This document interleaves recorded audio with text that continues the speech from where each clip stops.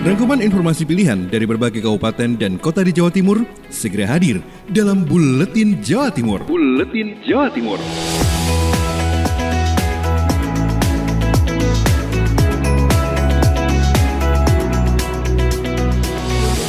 Salam jumpa sahabat, inilah Buletin Jawa Timur edisi Jumat 26 Februari 2021. Bersama saya Syaftan Haniyang, mari kita simak informasi yang pertama datang dari Suara Gresik. Ada Kevin Chandra mengabarkan, pemerintah Kabupaten Gresik adakan vaksinasi COVID-19 bagi pelayan publik. Ribuan ASN aparatur sipil negara Kabupaten Gresik mendapatkan vaksinasi COVID-19 secara serentak. Pemberian vaksin untuk para ASN diprioritaskan karena untuk melanjutkan dan meningkatkan pelayanan kepada masyarakat. Proses vaksinasi dilakukan di halaman Pemkab Gresik dengan tetap menegakkan protokol kesehatan. Pelaksanaan vaksinasi juga dilakukan di sejumlah wilayah seperti puskesmas dan rumah sakit terdekat. Abimanyu Ponco Atmojo, PLH Bupati Gresik, bilang pemberian vaksin ke ASN sangat penting. Selain sebagai pelayan publik yang rentan terpapar COVID-19, ASN adalah salah satu elemen yang menjadi prioritas utama penerima vaksin. Pekan lalu, Kabupaten Gresik telah menerima 20.000 dosis vaksin COVID-19. Dari jumlah vaksin tersebut, vaksinasi tahap kedua ditargetkan akan selesai dalam pekan ini. Sehingga, Pemkab Gresik secepatnya dapat mengajukan kembali persediaan vaksin COVID-19 untuk diberikan kepada masyarakat. Saya, Kevin Chandra, Suara Gresik melaporkan untuk Buletin Jawa Timur. Bencana longsor masih mengancam, Agustin Merdekawati, Ersal Nganjuk. Sebanyak 19 korban bencana tanah longsor di Dusun Seloporo, Desa Kecamatan Ngetos sudah ditemukan. Meski demikian, bukan berarti ancaman bencana tersebut hilang, karena setidaknya muncul retakan tanah di 3 lokasi lain yang juga mengancam ratusan nyawa. Retakan tanah ditemukan di Bukit Dusun Petung Gulung, Desa Margopatut Sawahan. Di bawah bukit tersebut ada 78 kepala keluarga atau sebanyak 208 jiwa. Retakan yang membahayakan warga juga ditemukan di Dusun Sobo, Desa Kepel Ngetos. Sebanyak 185 jiwa dari 63 kepala keluarga yang ada di bawahnya tidak lepas dari ancaman bencana. Retakan tanah terakhir ditemukan di Dusun Dropo, Desa Ngepel Ngetos. Lokasinya terletak di atas mahkota longsor pada tahun 2017. Dengan kondisi cuaca yang tidak tentu, retakan tanah di daerah rawan dan sudah dipasangi early warning system bisa longsor setiap saat. Sementara itu, Kasih Kesiapsiagaan Badan Penanggulangan Bencana Daerah Nganjuk Heru Budi Purnomo mengatakan, BPBD bersama tim dari Badan Geologi Bandung sudah mengecek lokasi retakan tanah pada Rabu 17 Februari 2021. Yang hasilnya diakui Heru, jika 3 lokasi tersebut tidak boleh digunakan untuk pemukiman, tanah harus untuk area hutan perhutani. Dari Agustin Merdekawati, Suara Nganjuk Ladang Nganjuk. Dari Nganjuk, kita beralih ke Kabupaten Blitar. Dinda Livia dari Persada FM mengabarkan, tahun 2021 setiap bulan puluhan PNS di Kabupaten Blitar purna tugas. Sepanjang tahun 2021, Badan Kepegawaian dan Pengembangan Sumber Daya Manusia BKPSDM Kabupaten Blitar mencatat jumlah pegawai negeri sipil pensiun mencapai 650 orang. Kepala BKPSDM Kabupaten Blitar Masudi mengatakan jumlah PNS yang purna tugas atau pensiun setiap bulan rata-rata mencapai 55 orang. Belum adanya informasi penambahan PNS melalui rekrutmen CPNS, maka tenaga yang ada saat ini akan dioptimalkan. Selain perampingan, Masudi menilai pemanfaatan teknologi bisa membuat kinerja PNS lebih cepat dan efisien. Meski demikian, dirinya tetap mengharapkan ada penambahan PNS mengingat setiap tahun tidak kurang dari 500 PNS di Kabupaten Blitar yang pensiun. Terkait dengan kelembagaan, ini sedang proses untuk penyesuaian efektivitas perampingan gitu. Dengan potensi yang ada. Kemudian secara kedisiplinan kita semua sudah mulai menggunakan secara elektronik ya. Masudi menambahkan sejak tahun lalu pembinaan bagi PNS yang pensiun sementara ditiadakan. Hal itu tidak lain disebabkan pandemi COVID-19 sejak akhir Maret tahun 2020.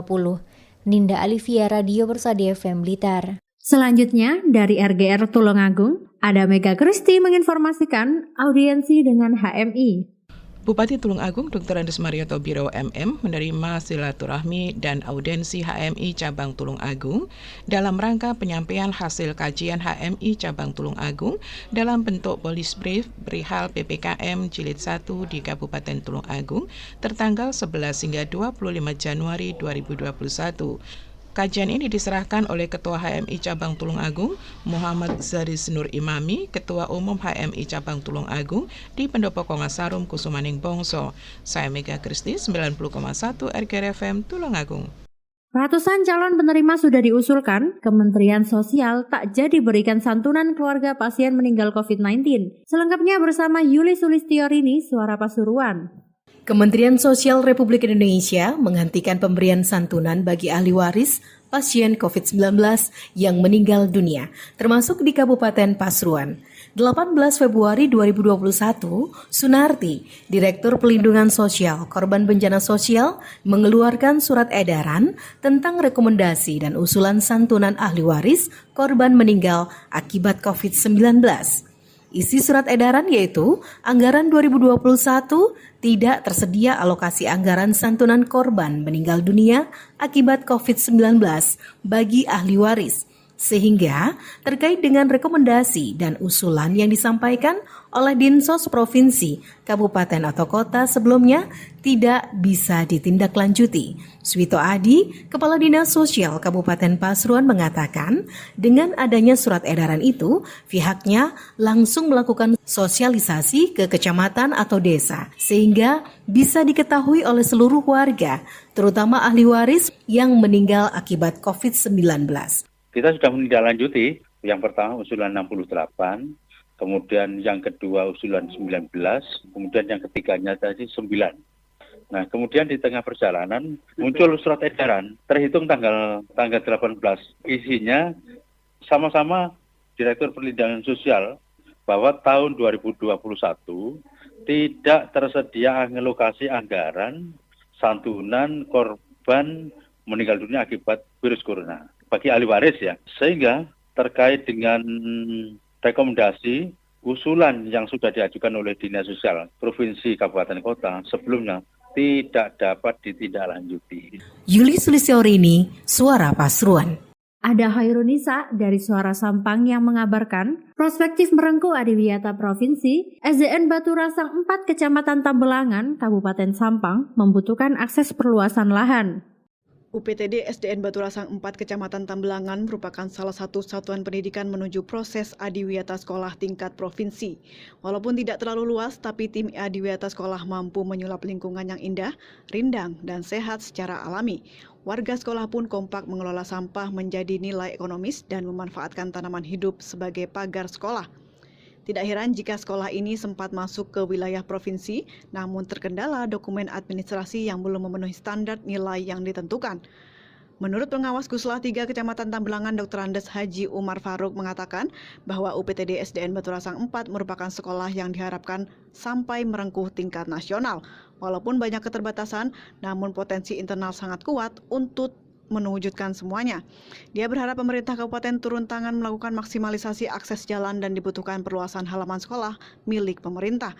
Muhammad Hanafi SPDSD, Kepala Sekolah UPTD Batu Rasang 4 mengaku bangga dengan semangat dari para guru, khususnya tim adiwiyata sekolah. Walaupun sekolah terpencil dan banyak keterbatasan, namun potensi alami yang ada bisa dimanfaatkan.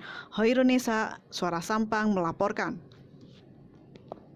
Selanjutnya, kita pindah ke Suara Sidoarjo. Ada Billy Patopoi menginformasikan, pemerintah Kabupaten Sidoarjo mulai laksanakan vaksinasi untuk ASN dan tenaga pendukung lainnya.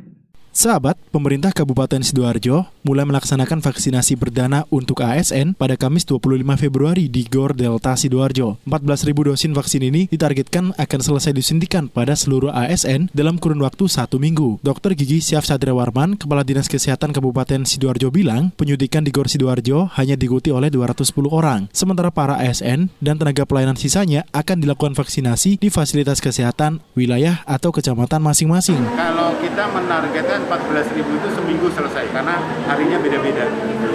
Itu di sini atau ada? Nah, jadi yang di sini hanya untuk yang ASN ini 210, nanti ketemu lagi 14 hari lagi. Sementara untuk yang lain-lain itu di Fasyankes lain itu berjalan. Jadi puskesmas itu seluruhnya berjalan, termasuk untuk guru, tokoh agama. Untuk tenaga pelayanan publik yang masuk kategori lansia akan dilakukan vaksinasi di rumah sakit. Sementara untuk ASN yang berstatus penyintas, jika sudah lewat 3 bulan setelah sembuh, boleh ikut vaksinasi. Sementara yang belum harus menunggu termin selanjutnya. Demikian saya Billy Patopoi, Suara Sidoarjo.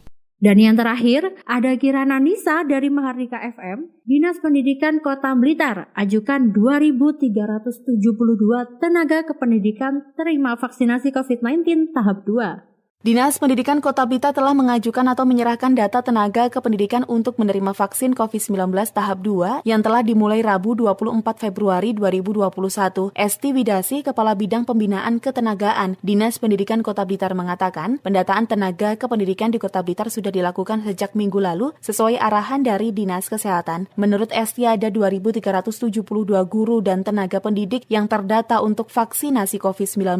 Jumlah itu terdiri dari tenaga kependidikan negeri dan swasta dari tingkat PAUD hingga SMP, termasuk Pusat Layanan Autis PLA Kota Blitar. Esti menegaskan, data tenaga kependidikan yang telah diserahkan ke Dinas Kesehatan nantinya akan diseleksi dan diurutkan berdasarkan skala prioritas. Namun pihaknya mengaku belum tahu pasti kapan vaksinasi COVID-19 untuk tenaga pendidik dilakukan karena hingga kini belum ada konfirmasi lebih lanjut dari dinas terkait. Ada PLA, terus ada TK, SD, dan SMP negeri swasta sekota Blitar. Bisa bertambah, bisa berkurang. Ya, karena data itu tidak bisa diam ya, terus bergerak. Sementara itu, Sobat, vaksinasi COVID-19 tahap 2 diperuntukkan bagi pelayan publik yang di dalamnya termasuk TNI Polri, ASN, tenaga kependidikan, pegawai pemerintahan, hotel, BUMN, BUMD, wartawan, dan pedagang. Kirana Nisa, Mahardika FM. Demikian sahabat Buletin Jawa Timur hari ini. Saya Syatun Hania, sampai jumpa di Buletin Jawa Timur selanjutnya.